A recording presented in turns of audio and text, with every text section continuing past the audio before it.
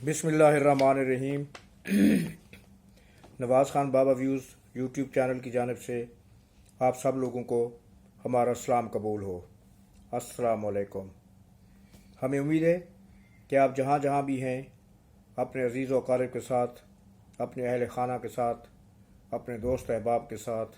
अपने रिश्तेदारों के साथ, अपने ख़ानदान के अफराद के साथ और इर्द गिर्द के हमसायों और जान पहचान के लोगों के साथ ना सिर्फ ये कि बखैर व आफ़ियत होंगे बल्कि खुश व खुरम भी होंगे। हमारी दुआ है कि अल्लाह पाक आपकी ये खुशियाँ तादेर सलामत रखे, उनमें मज़ीद इजाफ़ा फरमाए और आप हमेशा इसी तरह खुश व खुरम और हंसते बसते रहें। शुक्रिया। आमीन। आज के वीडियो में आगे बढ़ने से पहले हस्ब मामूल हमारी आपसे गुजारिश है, जो हम हमेशा आपसे करते हैं, कि आप हमारे चैनल को सब्सक्राइब करें और सब्सक्राइब करने के साथ ही बेल आइकॉन के बटन को दबाना ना भूलें, ताकि हमारी हर आने वाली वीडियो का नोटिफिकेशन आपको मिलता रहे। और हमारे चैनल को लाइक करें, शेयर करें और कमेंट्स के सेक्शन में जाके कोई कमेंट हो तो लिखना ना भूलिएगा, क्योंकि हम इंशाअल्लाह कोशिश करेंगे कि आपके हर कमेंट का फर्दन जवाब दिया जाए। आज के वीडियो में हम कुछ 2 से 3 मौज़ूआत हैं, उनके ऊपर बात करेंगे और ये सारे मौज़ूआत सुप्रीम कोर्ट में चंद केसेस के बारे में हैं। सुप्रीम कोर्ट आज बहुत तेज़ हो गई है, क्योंकि बंदियाल साहब के जाने के दिन आ रहे हैं, तो वो ये चाह रहे हैं कि सारा कुछ समेट समूट के ख़त्म करके जाएं, ताकि उनके जाने के बाद ये ना कहा जाए कि उन्होंने केसेस पेंडिंग छोड़े थे। एक केस तो इमरान साहब की दरख्वास्त है, जो नैब तरामीम के बारे में ऐनी दरख्वास्त है उनकी। ये तरामीम नैब कानून में 2022 में की गई थी और इमरान खान ने इन तरामीम के ख़िलाफ़ ऐनी दरख्वास्त दी हुई थी, और आज बहुत तवील अरसे के बाद इन दरख्वास्तों पर समाअत हुई है। इससे पहले 46 समातें हो चुकी हैं, आज मेरे ख्याल में 47वीं समाअत थी, लेकिन काफ़ी अरसे के बाद हुई है। समाअत के आगाज़ में ही एक हैरानकुन वाक़या हुआ, और जिसने चीफ जस्टिस साहब को भी शेक करके रख दिया। आगाज़ पर बेंच के एक रुकन जनाब जस्टिस मंसूर अली खान ने एक धमाका कर दिया, जो शायद chief justice of Pakistan Umar Ata Bandial भी इसकी तवक्को नहीं कर रहे थे। मंसूर अली खान ने क्या कहा? उन्होंने कहा कि फ़ौजी अदालतों के क़याम के ख़िलाफ़ समाअत में भी मंसूर अली साहब ये कह चुके हैं कि जब तक काबीना के पार्लियामेंट के मंजूर करदा बिल में कोई भी समाअत अगर करनी हो, जो ऐसा कानून या ऐसा एक्ट जो पार्लियामेंट से मंजूर हो चुका है, उसके ख़िलाफ़ किसी भी समाअत के लिए फुल कोर्ट बेंच तश्कील देना चाहिए, और supreme court practice and procedures act के तहत बेंचों की तश्कील दी जानी चाहिए। और नैब कवानीन में तरमीम के बारे में भी समाअत पार्लियामेंट के मंजूर शुदा उसी कानून के मुताबिक होनी चाहिए। इस कानून के मुताबिक, ये कानून है क्या? इस कानून के मुताबिक सुप्रीम कोर्ट के जो फैसले होते हैं, आमतौर पर अब क्योंकि सुप्रीम कोर्ट सबसे आला अदलिया है, ये आखिरी अदालत है, निचली अदालतों में सिविल कोर्ट, फिर सेशन कोर्ट, फिर जनाब हाई कोर्ट और फिर हाई कोर्ट से सुप्रीम कोर्ट, तो निचली अदालतों में जो केसेस चलते हैं उनके फैसलों के खिलाफ अगर चैलेंज करना होता है तो उनके लिए मुख्तलिफ फोरम मौजूद हैं, बतदरीज वो बंदा आगे बढ़ता रहता है। लेकिन सुप्रीम कोर्ट जो है वो आखिरी फोरम है, सबसे बड़ा हाईएस्ट फोरम है। अगर इसमें कोई केस का फैसला किया जाता है तो इसके खिलाफ किसी किस्म की अपील नहीं की जा सकती, नजरसानी की जा सकती है, जैसा कि नवाज शरीफ साहब के साथ भी हुआ था, क्योंकि उनका फैसला डायरेक्ट पनामा का जो फैसला था सुप्रीम कोर्ट में हुआ था, इससे वो कोई भी अपील नहीं कर सके थे। मगर अब जो एक्ट में प्रोसीजर एक्ट है इसका, उसमें जो तब्दीली की गई थी, जो पार्लियामेंट ने उस कानून में अमेंडमेंट की, उसमें ये दिया गया है, ये हक दिया गया है कि سپریم کورٹ کے جو فیصلے ہوں گے ان کے خلاف نظر ثانی کے بجائے اپیل دائر کی جا سکتی ہے، یعنی کہ ان کے خلاف نظر ثانی کی بجائے اپیل کا حق دیا گیا ہے۔ یہ کسی ایک خاص شخص کے لیے نہیں، یہ سب کے لیے ہے، کیونکہ اگر سپریم کورٹ میں فیصلہ ہوتا ہے تو اس کے بعد بندہ کہاں جائے گا؟ اپیل کا تو ایک حق ہونا چاہیے نا، تو یہ حق دیا گیا تھا، اور سپریم کورٹ کے فیصلے کے خلاف بھی اب اپیل ہو سکتی تھی، یعنی ایک قسم کی supreme court intra court appeal کہلائی جا سکتی ہے۔ لیکن آج منصور صاحب نے اپنے ریمارکس تو دیے ہیں، لیکن پچھلی بار کی طرح وہ بینچ سے اٹھے نہیں، اور محسوس ایسے ہوتا ہے کہ وہ شاید قابل احترام جج جو ہیں جناب عمر عطا بندیال کو اس کیس میں کسی بھی قسم کی اجرت سے فیصلہ کرنے سے روکنا چاہتے ہیں، اور یہ ان کی ایک کوشش ہے، کیونکہ اگر نیب کا پرانا قانون بحال ہو جاتا ہے تو اس سے پی ڈی ایم کے کئی رہنماؤں کے وہ کیسز جو اس قانون کے تحت نپٹا دیے گئے تھے وہ دوبارہ منظر عام پر آ جائیں گے، وہ دوبارہ بحال ہو جائیں گے، اور پھر ایک بڑا قانونی، آئینی اور سیاسی بحران کھڑا ہو جائے گا۔ لیکن شاید چیف جسٹس صاحب اس کیس کو اپنی ریٹائرمنٹ سے پہلے ہی ختم کرنا چاہ رہے ہیں، پایہ تکمیل تک پہنچانا چاہتے ہیں، مگر ہوگا کیا اگر فرض کیا وہ کوئی ایسا فیصلہ کرتے ہیں کہ جس سے فریقین مطمئن نہیں ہیں اور وہ اس کے خلاف جو ہے نا فیصلے کو چیلنج کرنا چاہتے ہیں، تو پھر پرانے قانون کے تحت بھی یہ فیصلہ نظر ثانی کے لیے تبدیل ہو جائے گا، اور نظر ثانی جو ہے، نظر ثانی کی اپیل درخواست جو ہے نا وہ 30 دن کے اندر فیصلے کے بعد کی جا سکتی ہے۔ مگر اب شومی قسمت یہ ہے بندیال صاحب کی کہ جب نظر ثانی اپیل اگر دائر کی جائے گی تو اس وقت بندیال صاحب اس عدالت میں نہیں ہوں گے، وہ ریٹائر ہو چکے ہوں گے، اور اس وقت چیف جسٹس آف پاکستان کا منصب قاضی فیض عیسیٰ صاحب کے پاس ہوگا۔ اب آگے دیکھیے ہوتا ہے کیا، ہمارا قانون اور ہمارے قانون دان اور ہمارے ججز اس قانون کا کیسا مذاق بنایا ہوا ہے، کیسا مذاق اڑا رہے ہیں، اس کے بارے میں ہم کچھ کہنے سے قاصر ہیں، بس حیرت سے دیکھ رہے ہیں کہ یہ ہمارے قانون کی کیا توقیر ہے اور کیا عزت ہے، اور کس طرح قانونی موشگافیوں کو لوگوں کو پھنسانے کے لیے استعمال کیا جاتا ہے یا اپنی ناک کو اونچا رکھنے کے لیے استعمال کیا جاتا ہے۔ دوسری بڑی خبر عمران نیازی صاحب کے بھانجے حسان نیازی سے متعلق ہے، جن کو 2 دن پہلے گرفتار کیا گیا تھا، اور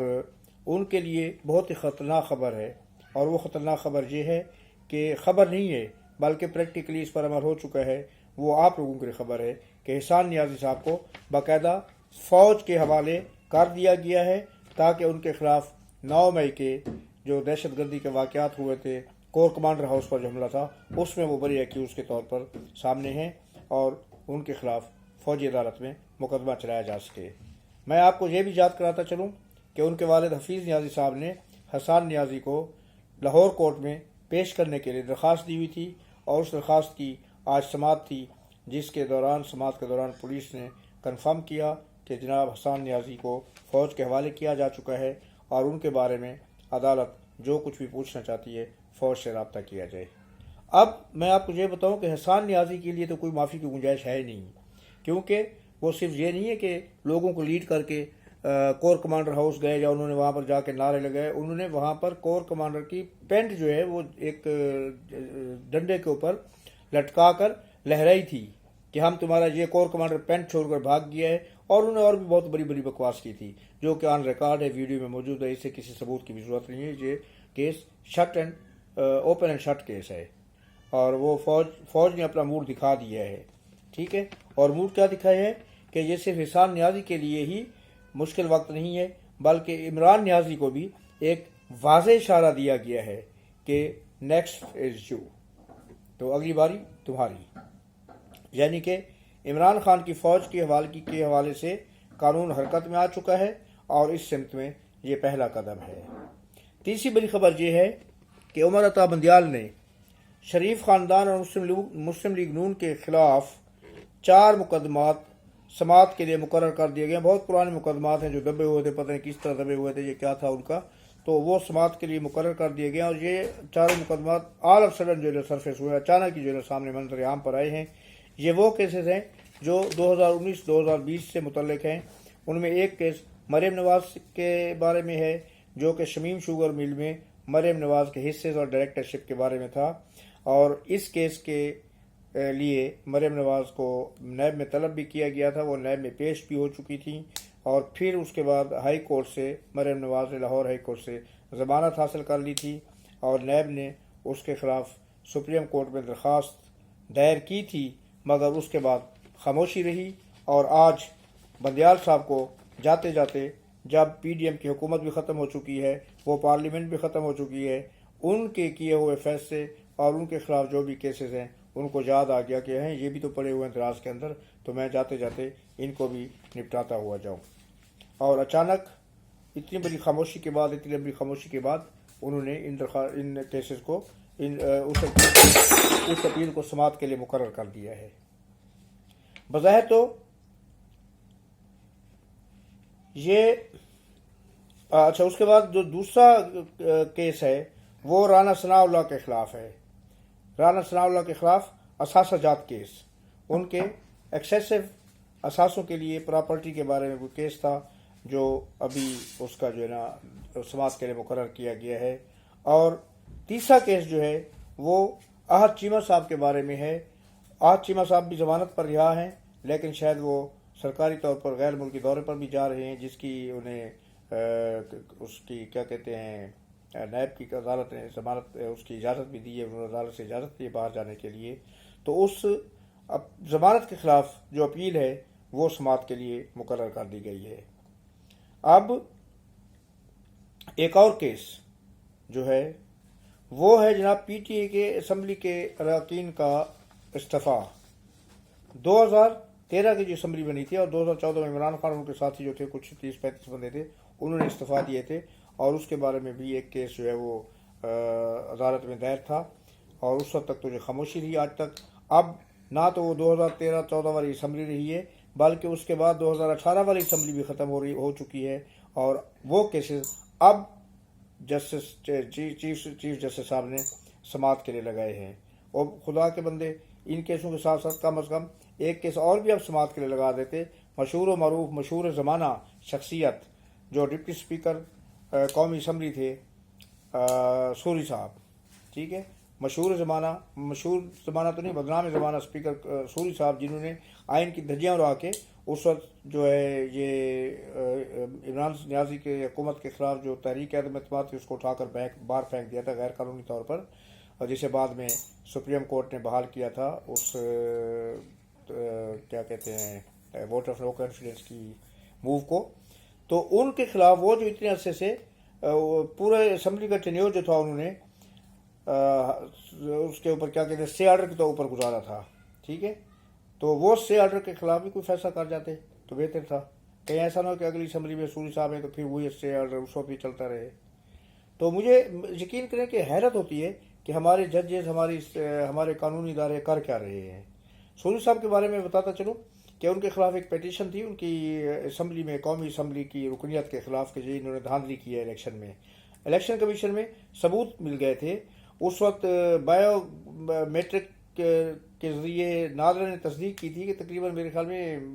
62,000 ووٹ انہوں نے لیے تھے، تو اس میں سے تقریباً 12 یا 15,000 ووٹ جو تھے وہ جعلی تھے، جن کے انگوٹھوں کے نشانات ان لوگوں سے نہیں ملتے تھے جن کا ووٹ کاسٹ کیا گیا تھا۔ بلکہ یہاں تک بھی ایک حیرت انگیز بات سامنے آئی تھی کہ کئی جگہوں پر ووٹ کے اس کے اوپر جو ان کا کوپن ہوتا ہے اس پر ریکارڈ میں پاؤں کے انگوٹھوں کے نشانات لگائے ہوئے تھے، ہاتھ کے انگلی کی بجائے۔ تو اس میں اس نے جو ہے آپ کا ہمارا چیف الیکشن کمیشن جو ہے الیکشن کمیشن، اس نے Pakistan election commission of Pakistan, اس نے اس اپیل کے اس درخواست کے نتیجے میں ان کو فارغ کر دیا تھا، ان کے خلاف فیصلہ دیا تھا، اور ان کی اسمبلی کی رکنیت معطل کر دی گئی تھی، جس کے خلاف یہ کورٹ میں چلے گئے تھے اس فیصلے کے خلاف، اور انہوں نے اسٹے آرڈر لے لیا تھا، حکم امتناعی لے لیا تھا، جو اسٹے آرڈر آج تک چل رہا ہے۔ اسمبلیاں ختم ہو گئی ہیں، اس اسٹے آرڈر پر یہ ڈپٹی اسپیکر بن کے بیٹھے رہے، انہوں نے غیر قانونی فیصلے کیے، لیکن اس اسٹے آرڈر کو چھیڑنے کی کسی بھی ہمت نہیں دی۔ دیکھیں کب ہمارے ججز جو ہے نا وہ آزاد عدلیہ کے طور پر آزاد جج ہو کے، اور دنیا میں جن کے بارے میں کہا جائے کہ یہ آج آزاد ہیں اور کسی بھی تعصب سے مبرہ ہیں، کسی بھی تعصب سے دور ہیں، یہ وقت کب آئے گا کہ ہماری آنکھیں میں یہ دیکھ سکیں؟ شاید ہو سکتا ہے کہ قاضی فیض عیسیٰ صاحب جو آ رہے ہیں، آنے والے چیف جسٹس ہیں، ان کے بارے میں ان کی ریپوٹیشن بہت اچھی ہے، ہو سکتا ہے وہ یہ کام کر دکھائے۔ اس وقت ابھی آج تک اتنے کافی ہے، مجھے اجازت دیجیے۔ زندہ صحبت باقی تو بہت جلد ایک نئے ولاگ کے ساتھ آپ کی خدمت میں حاضر ہوں گا۔ اللہ تعالیٰ آپ کو اپنے حفظ و امان میں رکھے۔ اللہ حافظ، اللہ نگہبان، السلام علیکم اور شکریہ۔